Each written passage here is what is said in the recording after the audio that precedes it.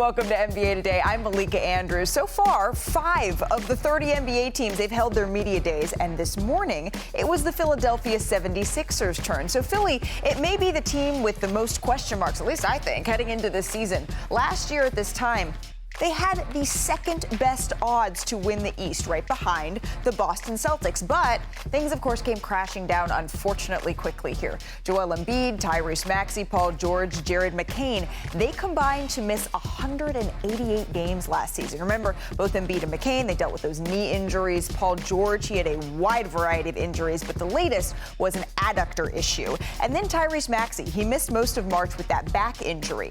This morning, we heard from Joel Embiid for the first time since his April knee surgery. Take a listen.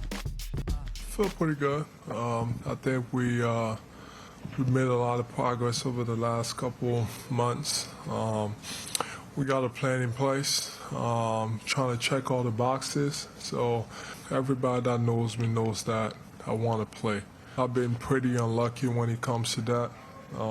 Compared to, most NBA players. I think I'm past the stage of focusing on ceilings. I think, going forward, we're just going to listen to the body.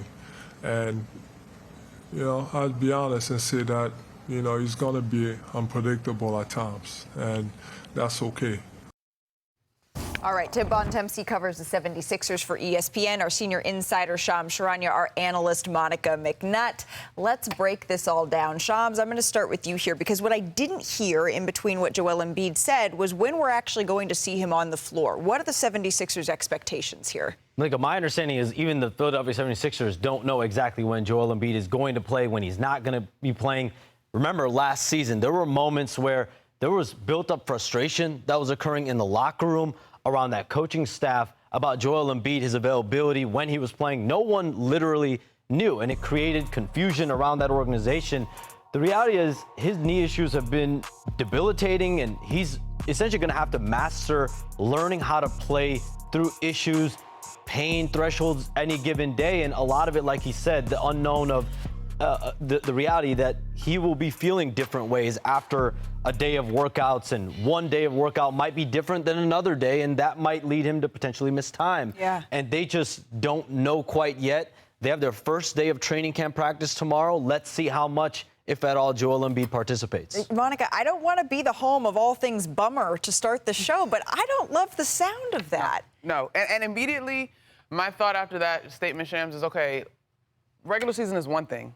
The cadence of a postseason potentially is an entirely different beast, even if this team is to get to that point. I know that's a big leap, but yeah, you would take whatever you can get because we know how dominant Joel Embiid can be when he is healthy, but you can't skirt the nature of an actual postseason format and the turnaround there. Well, forget the postseason. Let's just go back to what Joel said there, right? That he's uncertain about how he's going to feel from day to day, and that he and the team are okay with that, and they're going to have to live with that. And to Shams's point, that's been the problem for the Sixers now for going on a decade, right? Like Joel Embiid has, for as incredible a talent as he is, he's obviously missed a ton of time with injuries, and it makes it very hard to plan as an organization, to know what your team is going to do.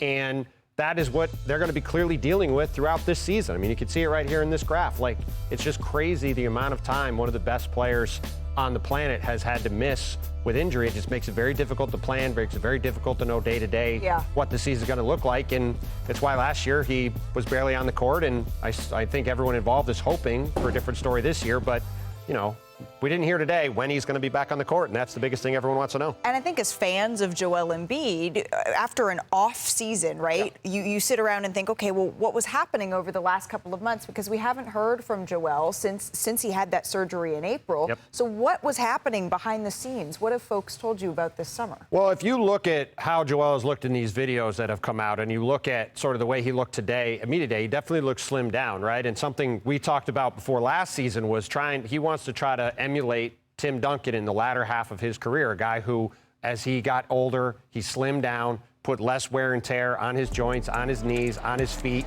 to be able to try to stay out on the court and be as healthy as possible. But I think as you heard in that clip too, like this is now going on the better part of 15 months where Embiid and the Sixers have been trying to figure out how to get him on the court consistently with these ongoing knee issues. And I think if you're a Philly fan, the concerning thing about today, while it's good to hear Joel say he's doing some things on the court, there's obviously been the videos of him doing some stuff, it still doesn't seem like they've got that entirely sorted out. And I think just for, as basketball fans, us all hoping to see him on the court, I think it's definitely concerning that we're sitting here at the start of another training camp with no clear roadmap to when Joel Embiid is going to play. Listen, I, for one, would take Joel Embiid for 40 games if that's what you can give me, right? But I do think, as we all have consumed ball, and as we go into media days, and one of the topics that is effervescent, if you will, is the chemistry around the team. Yeah. And it does mess with the cadence and the consistency and the spacing and the whole bit. So this is a thing to be figured out on a number of levels. I just remember the game in Miami where they had that players-only meeting. That whole day, Joel Embiid, no one around the entire team saw him, heard from him at all day. Yeah. Then he shows up for warm-ups, plays in that game. The game didn't go well. Tim might have been there. And then they have that players-only meeting, and then their season went the way it went. Yeah, he's under contract to the 28-29 season, so there's something that's going to have to be figured out here. But to your point about chemistry, this was a team, Monica, as you know, that was built to be able to withstand some version of Joel Embiid needing to manage his body and miss time.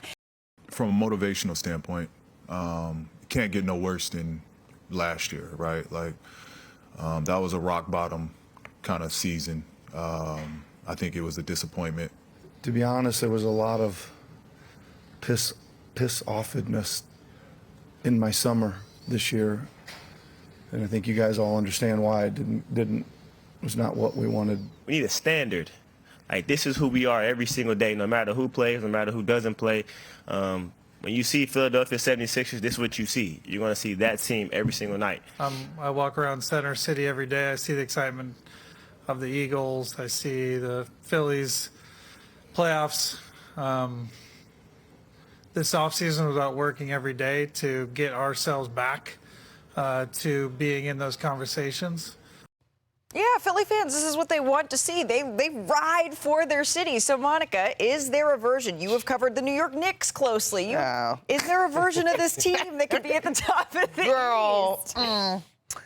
Listen, I'm never going to say never because things happen in sports, right? And again, when you look at this roster, and I love Tyrese Maxey, I love what he said. If they do develop a standard, right, even if it is a bunch of, let me go figure out who that person is and what school they went to, but playing hard and they can be consistent, I'm not going to completely rule it out, right? Yeah. I'm not going to completely rule it out. But right now, I think with the uncertainty around such a key piece in Joel Embiid, this is a uphill battle for sure. Well, the question is there a world where this could happen, right? Yes, there is a world where this could happen. If Joel Embiid is healthy, if Paul George is healthy, if Tyrese Maxey is healthy, when, as you said, Monica, this team gets to the playoffs, if they can get there, they're going to be a team no one's going to want to play if those guys are on the court, right? And again, there's probably no bigger if in the NBA than if the Philadelphia 76ers will be healthy. But if those three guys are on the court, they're as good as anybody in the Eastern Conference. They can give anybody in the Eastern Conference a run for their money. But again, that all comes back to the central question. Will Joel Embiid be able to play? When will he be able to play? How good will he be able to play? Until we know the answers to that question, you can't say that world exists because it's sort of living in a dreamscape. I feel like this over the entire beginning of the show, it's just been like, I'm sorry, guys. I promise we're going to get to some good news eventually. But Are we? Sean, For sure? maybe at some point you reported yesterday on our show, Tim did that Jared McCain is out with the UCL tear in his right thumb. It feels like everything is compounding here. What update do you have for us on that front? Sources tell me Jared McCain is expected to undergo surgery on that right thumb and be sidelined approximately 4 to 6 weeks. So he will be out to start the regular season. And then from there, you hope that he's going to be able to make a return. His season last year ended in a devastating way. He was en route to potentially being the Rookie of the Year. He has the torn meniscus. He's out the rest of the season. And now his season will start off with him on the sideline. But 4 to 6 weeks is the approximate timeline he will be out after undergoing that surgery. Shams, thank you. So at least 4 to 6 weeks before we see Jared McCain on the floor. Before we head to break, guys, I'm not going to play the sound again, but we have some unfortunate news before we take this thing to commercial. The Trailblazers, they announced that guard Scoot Henderson, he sustained a left hamstring tear during an offseason workout this week. He is expected to return to basketball activities in 4 to 8 weeks. We are wishing a quick recovery here to Scoot. All right.